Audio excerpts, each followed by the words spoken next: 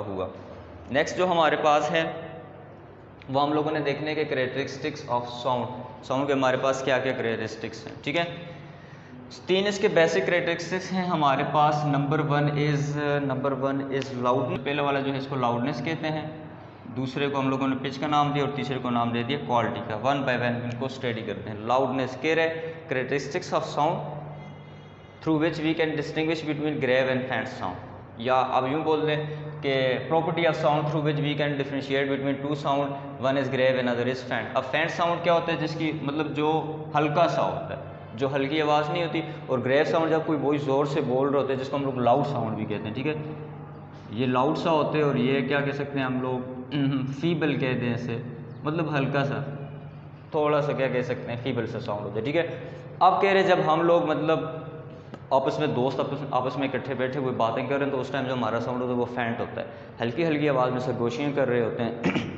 इसी तरह जब टीचर क्लास के अंदर पढ़ा रहे होते हैं तो उसकी आवाज़ की होती है ग्रेव होती है, लाउड होती है। तो हम लोग क्लियरली डिफरेंशिएट कर रहे होते हैं कि हाँ भाई आपकी आवाज़ तेज़ है या आपकी आवाज़ स्लो है, हम उसको क्लियरली कह रहे होते हैं। तो किसकी वजह से भाई हम लोग, साउंड की क्वालिटी होती है, साउंड का कैरेक्टरिस्टिक्स है लाउडनेस, इसको यूज़ करते हैं हम लोग, उसके साउंड को चेक करते हैं आया इसका साउंड ग्रेव है या फेंट है, वहाँ से हमें पता चल जाता है भाई आपका साउंड ग्रेव है या फेंट है।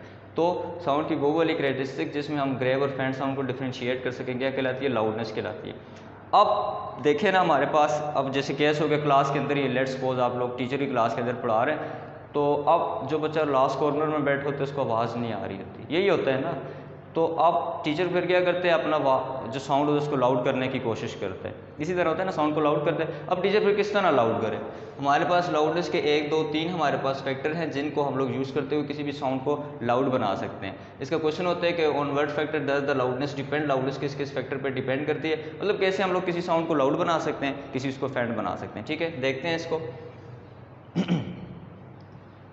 सबसे पहले देखें तो एरिया ऑफ वाइब्रेटिंग बॉडी, कि जब area of vibrating body is directly, loudness of sound जो है ना ये डायरेक्टली प्रोपोर्शनल होता है लाउडनेस ऑफ साउंड, कि जो एरिया ऑफ वाइब्रेटिंग बॉडी है ना ये लाउडनेस के डायरेक्टली प्रोपोर्शनल है। या यूँ बोल दें लाउडनेस ऑफ, वो ज़्यादा अच्छा होगा इस तरह बोलने के बजाय, अब ये बोल दें loudness of sound is directly proportional to area of vibrating body. जो लाउडनेस ऑफ साउंड होगा ना वो डायरेक्टली प्रोपोर्शनल होगा किसके भाई, एरिया ऑफ वाइब्रेटिंग बॉडी। जितना ज़्यादा एरिया होगा उतनी ज़्यादा। अब ये देख लें हमारे पास 2 ड्रम हैं, एक का लार्ज एरिया और एक का स्मॉल एरिया। अब इसको हम लोग दोनों इक्वली फोर्स से अगर बीट करते हैं, इसको भी और इसको भी, इसका जो साउंड प्रोड्यूस होता है वो क्या होता है, लाउड होता है, और इसका जो साउंड प्रोड्यूस होता है वो क्या होता है, फेंट होता है। अब देख लेना इसी तरह होता है। अब यहाँ ये जो मेम्ब्रेन है ये बनी हुई है छोटे छोटे एटम से, मॉलिक्यूल से, पार्टिकल से। तो अब इस मेम्ब्रेन के अंदर कितने ज़्यादा पार्टिकल्स हैं, इसके मुकाबले में यहाँ पार्टिकल्स क्या हैं, कम है। सो पार्टिकल जितने कम लाउडनेस उतनी ही कम, यहाँ पार्टिकल जितने ज़्यादा एरिया उतना ही ज़्यादा। सो जब एरिया ज़्यादा तो लाउडनेस ऑटोमेटिकली ज़्यादा।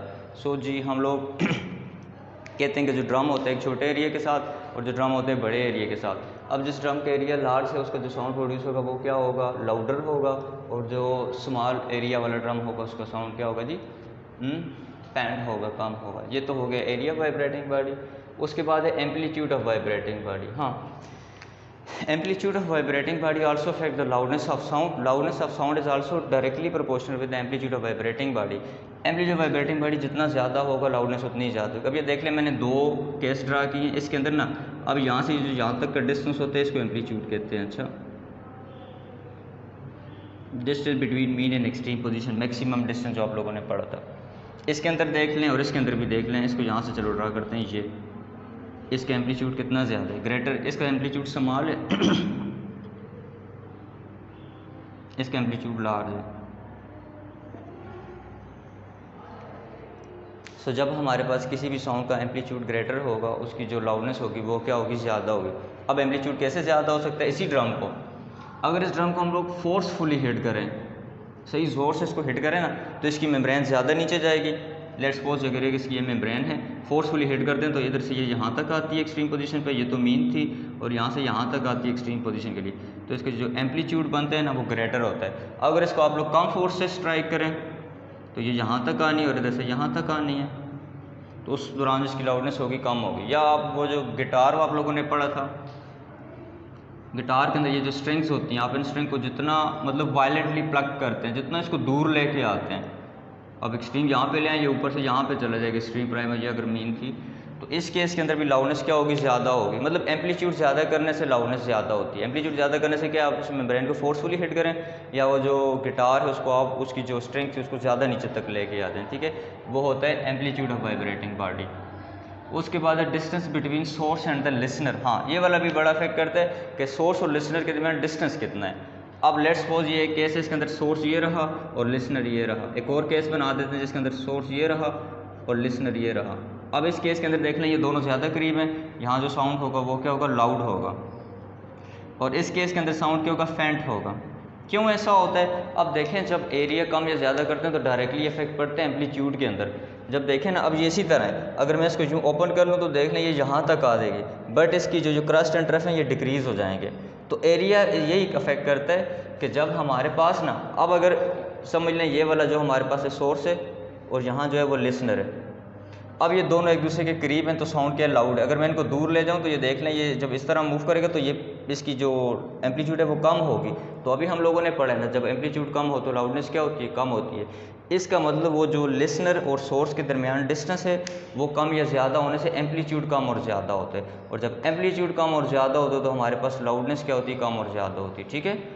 उसके बाद ये तो थे सारे के सारे फैक्टर थे लाउडनेस के। नेक्स्ट होता है पिच। ये भी साउंड का करेक्टरिस्टिक्स है, कहते हैं characteristics of sound by which we can differentiate between shrill and grave sound।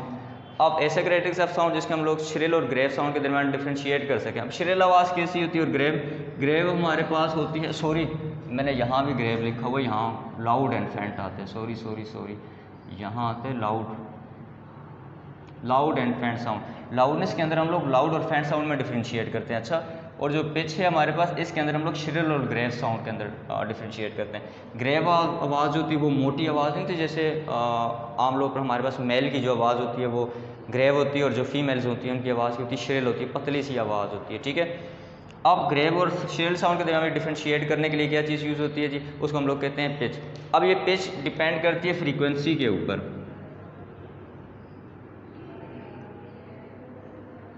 Frequency के ऊपर कहते हैं greater the frequency greater will be the pitch of the sound and lower the frequency and lower will be the pitch of sound. आप जितनी ज़्यादा frequency ज़्यादा करेंगे उतनी ही ज़्यादा पिच होगी, और आप जितनी ज़्यादा फ्रीक्वेंसी को कम कर लेंगे पिच उतनी ही कम होगा, ठीक है। अब देख लें हमारे पास जो यहाँ ये डिस्कस करता है कि आप लोगों ने अक्सर देखा होगा जो फीमेल्स की आवाज़ होती है वो श्रिल होती है, इसी तरह होता है ना। वॉइस ऑफ फीमेल क्या होती है, श्रिल होती है, और जो वॉइस ऑफ मेल होती है वो क्या होती है, ग्रेव होती है, ठीक है। अब इसी वजह से, क्योंकि जो फीमेल्स होते हैं ना उनका साउंड की पिच ज़्यादा होती है, जब साउंड की पिच ज़्यादा होती है तो साउंड क्या होता है, श्रिल होता है, और जब साउंड की क्या कहते हैं कि पिच कम होती है साउंड क्या होता है, ग्रेव होता है। अब आप अक्सर देखें ना, हम लोग जब भी मॉर्निंग शोज़ वगैरह आप लोग देखते हैं, या आप लोग कभी मोबाइल फ़ोन पे कॉल कर लें तो वहाँ भी अगर नंबर बिज़ी हो, जितनी भी कंडीशन है, या न्यूज़ एंकर देख लें, आपको मैक्सिमम वहाँ फीमेल्स ही मिलेंगी, मेल आप लोगों को यहाँ बहुत कम मिलते हैं। क्यों कम मिलते हैं, क्योंकि देख लें एक तो मेल का जो है साउंड ग्रेव है, जो साउंड ग्रेव होता है ना उसकी पिच जो होती है लो होती है। पिच लो होने का मतलब है उसकी फ्रीक्वेंसी लो है। फ्रीक्वेंसी क्या होती है, number of vibration in 1 second. अब देख लें दो हमारे पास अगर एक मेल हो और इसी तरह अगर एक फ़ीमेल हो, और दोनों को एक ही चीज़ दे दी जाए पढ़ने के लिए, तो जो फीमेल होगी वो ज़्यादा जल्दी पढ़ लेगी और जो मेल होगा वो भी पढ़ ही रहा होगा, ठीक है। सो तभी हमारे पास न्यूज़ में अगर देखा जाए तो वो फीमेल इस वजह से होती है क्योंकि उन्होंने 2-3 सेकंड के अंदर पूरी न्यूज़ सुना देती हैं।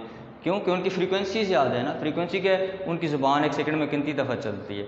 अब उनकी ज़ुबान ज़्यादा चलती थी, उनकी फ्रीक्वेंसी ज़्यादा थी, तो उनको इस वजह से वहाँ रख देते हैं। जो मेल होते हैं हमारे पास, उनकी हमारे पास आवाज़ क्या है, लाउड है। लाउड होने का मतलब है कि वो ग्रेव है।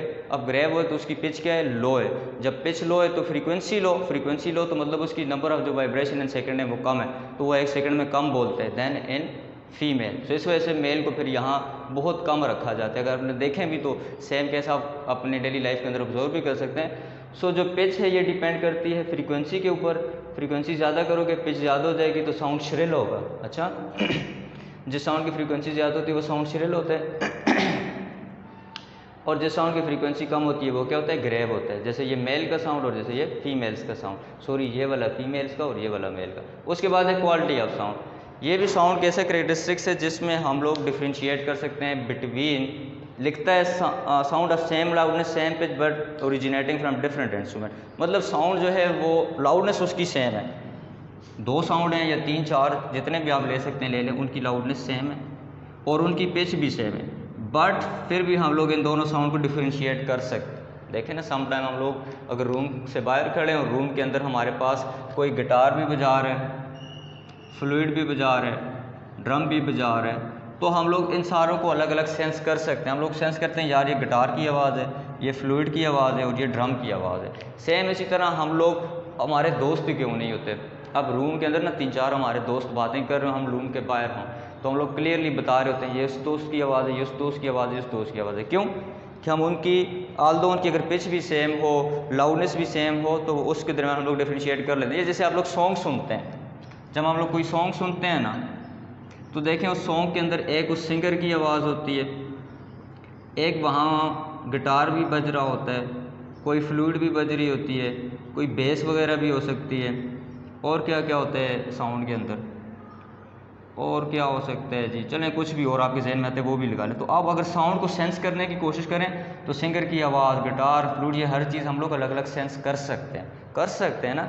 That is possible due to quality of sound. की क्वालिटी ऑफ साउंड ये कहती है कि साउंड, अब देखें ये इंस्ट्रूमेंट तो सेम है ना, जो गाना हम लोग सुनते हैं वो मोबाइल फ़ोन के ऊपर, किसी टेप रिकॉर्डर, किसी भी स्पीकर के ऊपर सुनते हैं, अब उसमें सिंगर, लाउडनेस, ये सारा कुछ सेम होता है, एक ही वो स्पीकर से आ रहा होता है ना, फिर भी हम इसके दरमियान डिफ्रेंशिएट कर लेते हैं। So that is possible because of quality of sound. Loudness से हम लोग लाउड और फेंट साउंड के दरमियान डिफ्रेंशिएट कर सकते थे। ये तीन फैक्टर थे किसी साउंड को लाउड या फेंट बनाने के। पिच के अंदर श्रिल और ग्रेव का देखा, और क्वालिटी के अंदर हम लोगों ने सेम साउंड जिनकी लाउडनेस भी सेम थी, जिनकी पिच भी सेम थी, बट फिर भी हम लोगों ने इनको डिफ्रेंशिएट कर लिया। ओके जी, होपफुली आपको समझ आई होगी। अल्लाह हाफिज़।